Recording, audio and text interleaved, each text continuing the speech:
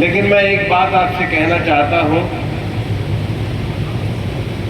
लोग पूछते हैं, मेरे से आकर के विश्लेषण करते हैं गांव का, वार्ड का, पर मेरा हमेशा एक चीज जरूर कहना रहता है कि भाई अगर किसी गांव से मुझे 200 वोट भी आए, 100 वोट भी आए, 50 वोट भी आए, तो वो 50 लोग तो मेरे लिए खड़े हैं। जो मेरे लिए खड़े हैं, मैं उन सब के लिए खड़ा हूं, क्योंकि उनको भी अपने गांव में ये आशा और विश्वास होगा कि मैं खड़ा रहूंगा, मेरे गांव में विकास आएगा।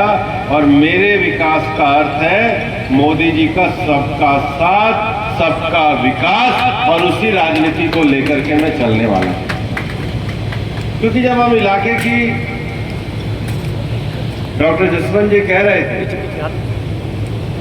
कि जब हम इलाके की व्यापक समस्याओं की चर्चा करते हैं तो हम ये मानते हैं कि पानी की समस्या, विकास और रोजगार की समस्या और इलाके की बहुत सारे विषय, ये सबकी साझे की समस्या।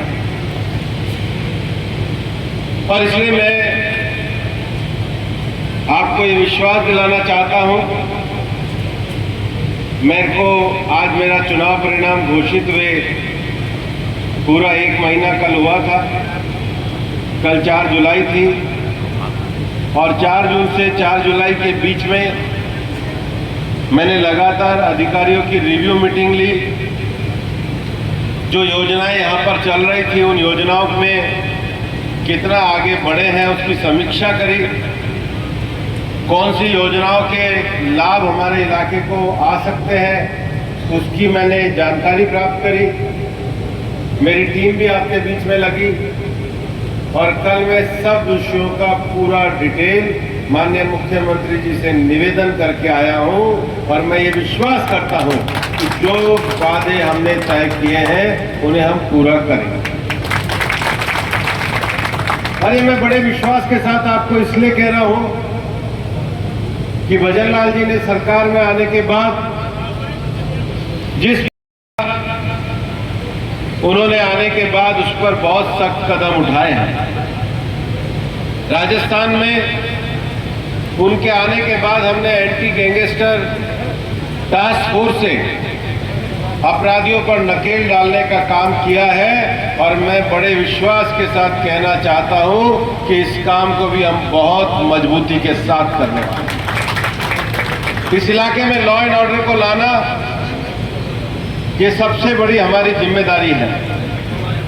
और इसलिए मैं मानता हूं कि राज्य सरकार ने जो कदम उठाए हैं, वो कदम इस दिशा की ओर संकेत करते हैं कि 30 साल पुरानी जो हमारी मांग थी, ईआरसीपी की मांग, और ईआरसीपी के साथ जो दूसरी मांग हमारी यमुना जल समझौते की थी, उसकी बैठक भी पिछले 1 महीने में माननीय मुख्यमंत्री जी ने अनौपचारिक तौर पे भी हरियाणा के मुख्यमंत्री जी और नायब सैनी जी के साथ और मोहन यादव जी के साथ करी है।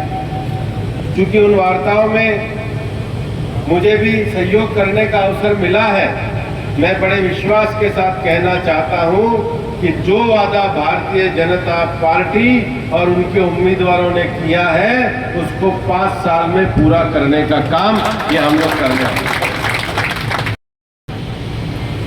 कि पिछले 10 सालों में मोदी जी के नेतृत्व में देश में विकास की जिस धारा को लेकर के हम चले हैं, उस विकास की धारा में हमें लोगों ने तीसरी बार चुनाव में जीतने का अवसर प्रदान किया है। और ये 1960 के बाद पहली बार देश में ये मौका आया है कि तीसरी बार एक दल को, एक गठबंधन को लगातार सरकार चलाने का अवसर मिला है। और ये सब प्रधानमंत्री नरेंद्र मोदी जी का नेतृत्व और मोदी जी के नेतृत्व में पिछले 10 सालों में जो देश के विकास कार्य हुए हैं, उसके कारण हुए हैं। मैं तो 19 तारीख को अपना चुनाव होने के बाद 19 अप्रैल को ही मैं उड़ीसा चला गया था। और उड़ीसा में इस बार मेरे को एक बात जानकर बड़ा आश्चर्य हुआ। नवीन पटनायक ने एक सीट चुनी और वो सीट चुनी कांटाबाजी। कांटाबाजी ऐसी सीट थी जैसे बहरोड। अब आप कहो भाई बहरोड क्यों थी? कांटाबाजी में भी 80,000 थे जो बहरोड में।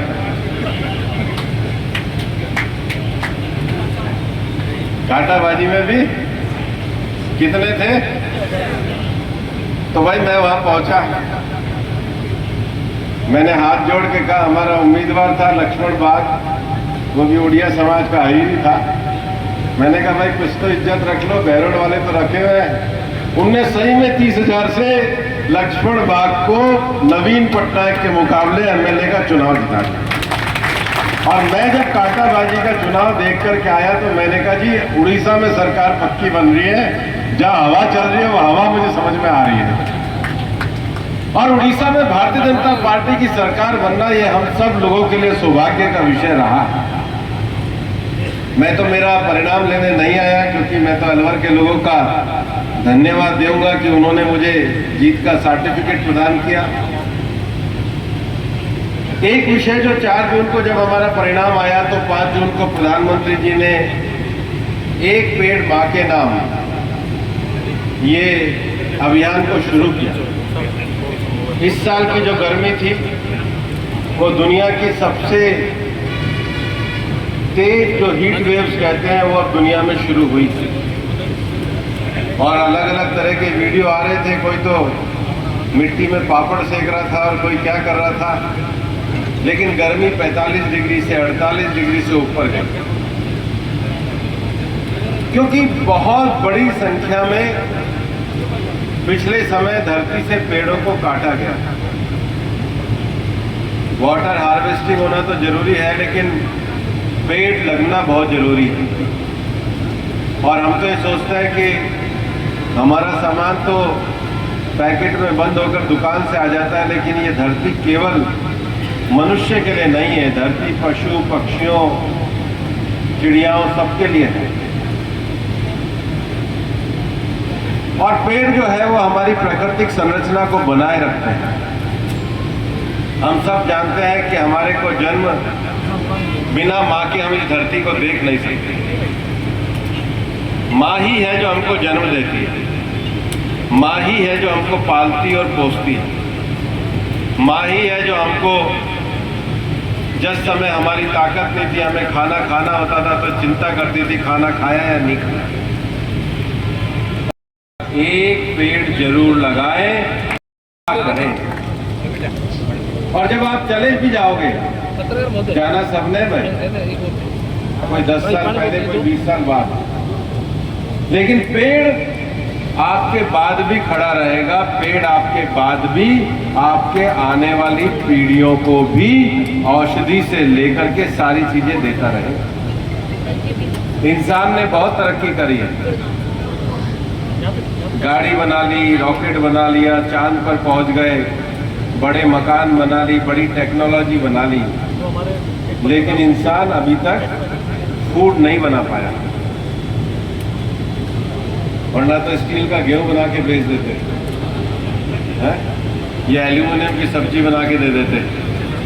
अभी भी जो खाने का फूड है वो धरती माता से ही आता है। अभी भी जो ऑयल है वो धरती माता से ही आता है। अभी भी जो मेडिसिन है, जो भी मेडिसिन बनेगी एलोपैथी, होम्योपैथी, आयुर्वेद से लेकर, उसका जो लास्ट कंपोनेंट होगा वो प्रकृति से ही आएगा। रसायन उसका बन करके टैबलेट जरूर बनेगी, लेकिन कोई भी औषध धरती से बाहर, प्रकृति से बाहर नहीं है।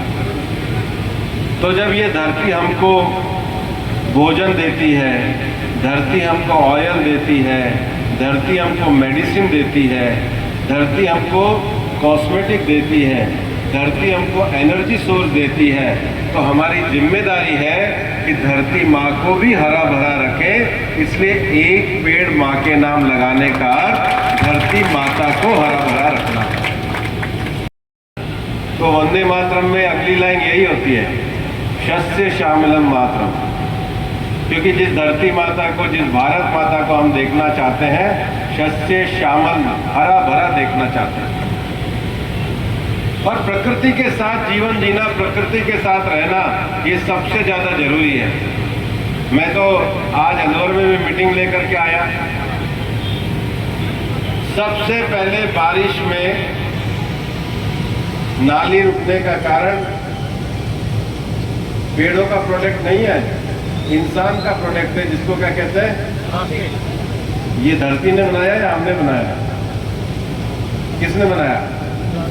हमने बनाया। और मैं इतना तो कहूंगा बहरोड में कि एक काम तो कर लो कि दुकान पे जाओ तो थैला लेके चले जाओ। ये गुलदस्ते आप दे रहे हो तो इसमें तो प्लास्टिक मत लपेट के लाओ। ये गुलदस्ते जितने प्लास्टिक के लपेटे आज इस मैरिज हॉल की, सब नाली को रोक रहे हैं। प्लास्टिक से बचने का उपाय करना चाहिए। हिंदुस्तान के गांवों को प्लास्टिक मुक्त गांव होना चाहिए। ये जो वेस्टेज वाली प्लास्टिक है, इसका कोई उपयोग नहीं है। और आप ये मत समझना, कैंसर का भी बहुत बड़ा कारण है। आपकी बावड़ी में, नल में, नदी में, जानवर के खाने में प्लास्टिक रसायन सबसे बड़ा कारण है। आज के समय में जो हमारी बीमारी जो है, या तो कैंसर है या न्यूरोलॉजी है, डॉक्टर साहब भी बैठे हैं, ये बड़ा कारण है। पेस्टिसाइड होना, पेस्टिसाइड का उपयोग करना, ये प्रकृति को, धरती को बंजर करने का बहुत बड़ा नशा हम लोग लेकर के जा रहे हैं। इसलिए प्रकृति अनुकूल जीवन शैली, ये प्रधानमंत्री जी ने कहा है, किसी का बहिष्कार, कोई बुरी आदत का करो या मत करो, बीड़ी पीना छोड़ो या मत छोड़ो, प्लास्टिक का उपयोग तो छोड़ दो। ये तो एक ऐसा उपयोग है जिसको हमें गांव-गांव में लेकर के जाना चाहिए। इसलिए मेरा ये कहना है कि पहले तो प्रथा होती थी कि अमावस को, आज तो अमावस ही है, जाते ही थे मंदिर में मिट्टी छाप, कम से कम गांव के तालाब की सफाई के लिए जाते ही थे। अब उस वापिस चीजों में गांव के जोड़ को बचाने का काम ये हमको करना चाहिए। अगर जोड़ भी थोड़े बच जाएंगे तो पानी का वाटर लेवल ठीक हो जाएगा, लेकिन इसका अर्थ ये नहीं कि हम ERCP को छोड़ देंगे। ERCP का तो पानी आएगा ही, लेकिन गांव के जोड़ में अभी भी बारिश आने वाली है। अगर आप अभी भी 10 दिन 15 दिन सफाई का काम कर लेंगे, गांव की अलग अलग समितियां मिलकर के, तो एक बड़ी धरती माता की सेवा होगी। पेड़ भी लगाइए और गांव के जोड़ को भी बचाइए। और हमारे इस क्षेत्र में जो औद्योगिक विकास हुआ है, उस औद्योगिक विकास में हम NCR में हैं, लेकिन उसका लाभ है, नुकसान है, लोग मेरे से बहुत चर्चा करते हैं। लेकिन मैं आपको विश्वास दिलाना चाहता हूं कि हम सारे अवरोधों को दूर करके इस पूरे राढ़ क्षेत्र के इंडस्ट्रियल विकास के लिए काम पानी के अतिरिक्त जरूर करेंगे, ताकि हमारे बच्चों को रोजगार मिले।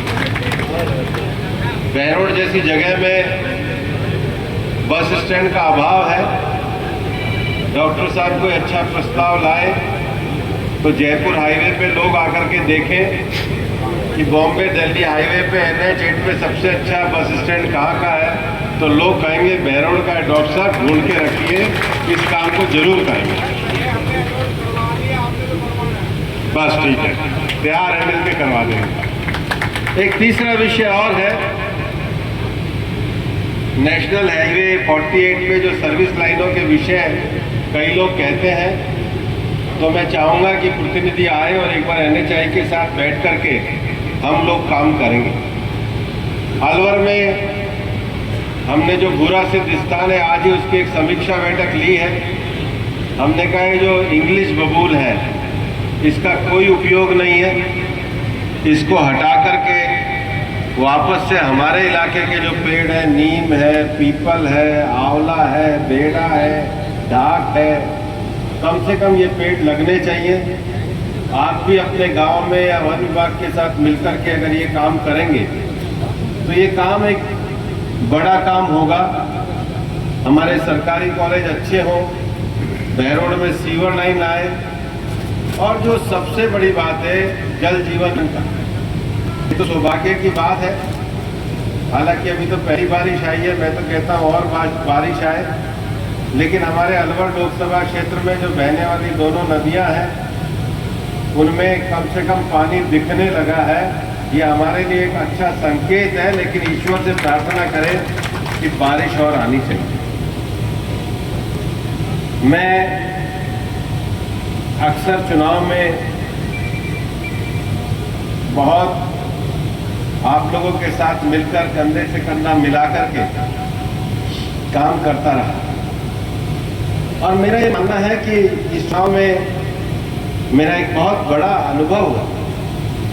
ये ऐसा नहीं है कि मैं कोई बहुत बड़ा व्यक्ति था इसलिए मैं जीता, मैं केवल इसलिए जीता हूँ कि अलवर की 36 बिरादरी में सामान्य रूप से रहने वाला जो व्यक्ति था उसने मन से मुझे आशीर्वाद दिया।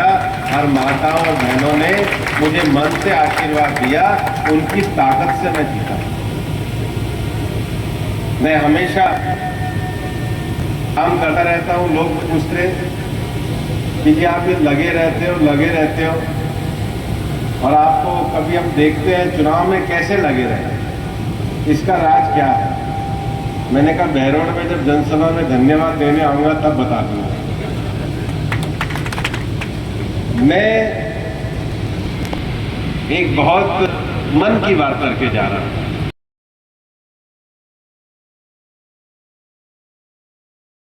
रहा है, युवा की धरती रहा है।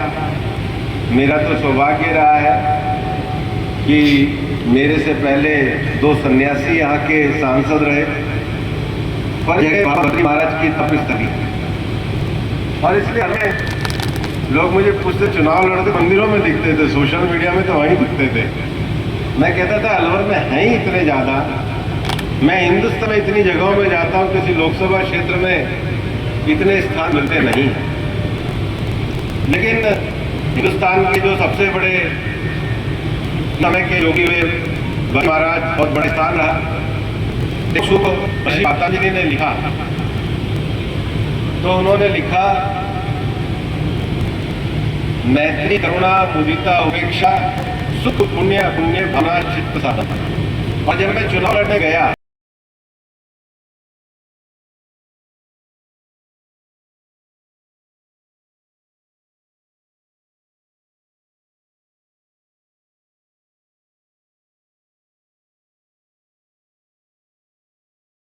देते हैं, मुझे लगता है इनकी मैत्री बना रखो, ये आपकी ताकत बनेगा।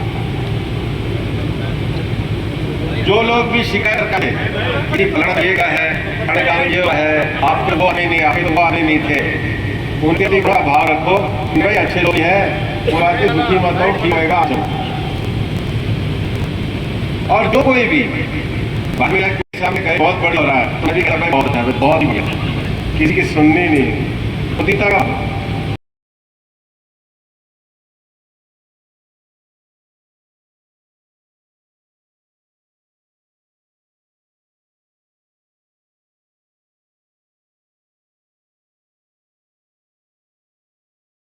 में बहुत बड़ा स्थान दिया गया, और इसलिए जो लोग तरह तरह की अफवाह उड़ाया करते हैं, जो लोग तरह तरह की बातें करते हैं, वो उनके पास कहने को कोई बात नहीं, इसलिए उनकी बातें भी बंद हो गई हैं। मैंने बहुत लोग आया था, हमारे कई सरपंच और पार्लियामेंट की मेरी डिबेट बताई यहाँ पे।